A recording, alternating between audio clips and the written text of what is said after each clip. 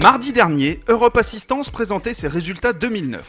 Avec un chiffre d'affaires en augmentation par rapport à l'année précédente et une forte hausse du résultat net, Martin Vial, son directeur général, est revenu pour nous sur l'activité de la compagnie et les enjeux d'Europe Assistance.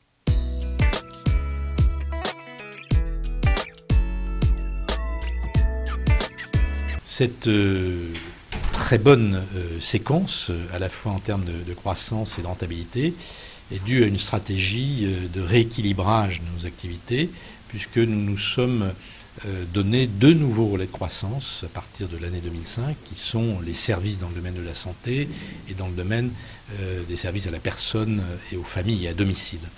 Grâce à ces deux relais de croissance, aujourd'hui, Europe Assistance est le leader dans son secteur en termes de croissance et a une activité dans ce domaine qui fait partie des plus performantes.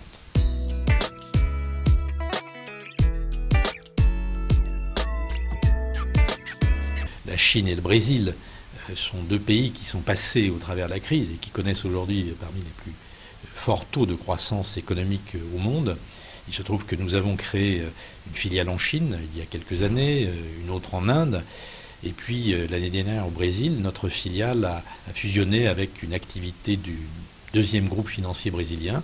Et aujourd'hui, Europe Assistance Brésil est devenue la troisième, en 2010, deviendra la troisième société du groupe par le chiffre d'affaires dans une économie et dans un marché qui est extrêmement prometteur.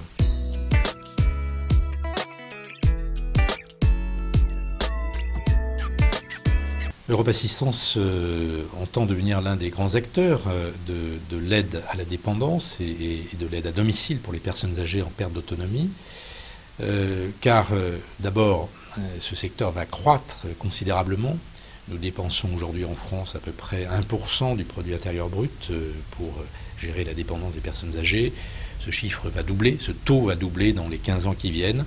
Et dans ce cadre, Europe Assistance propose des services intégrés pour aider les personnes âgées à rester seules, à être surveillées à distance, à la fois médicalement et pour leur vie quotidienne, et en même temps apporter aussi la présence humaine qui est de l'aide ménagère, de la contribution et de la convivialité humaine et relationnelle.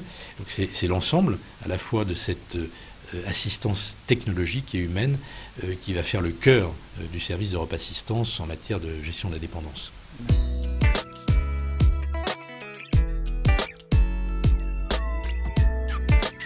Nous sommes mobilisés un peu partout en Europe, à travers toutes nos filiales européennes, pour, d'une part, nous assurer que nos clients qui étaient malades ou hospitalisés à l'étranger étaient dans des structures tout à fait appropriées et sécurisées.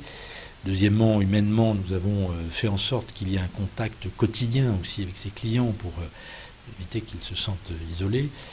Nous avons renforcé aussi les moyens sur ce qu'on appelle nos plateaux, c'est-à-dire nos chargés d'assistance qui interviennent 24 heures sur 24 pour répondre à nos clients, pour leur permettre de donner des informations, rassurer les familles. Et puis nous avons fait aussi des gestes commerciaux pour prolonger les couvertures d'assistance ou d'assurance pour les personnes qui étaient bloquées à l'étranger.